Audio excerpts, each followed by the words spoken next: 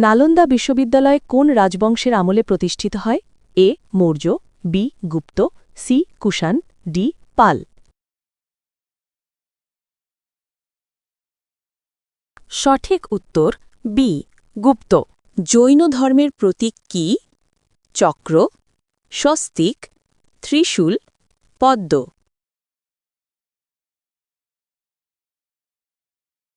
সঠিক উত্তর বি স্বস্তিক। নালন্দা বিশ্ববিদ্যালয় কোন বিষয়ে বিখ্যাত ছিল? যুদ্ধবিদ্যা, চিকিৎসা ও দর্শন, নৌবিদ্যা, কৃষি।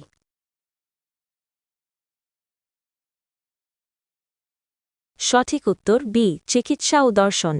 আপনার জন্য আজকের প্রশ্ন, অর্থশাস্ত্র গ্রন্থটির রচয়িতা কে?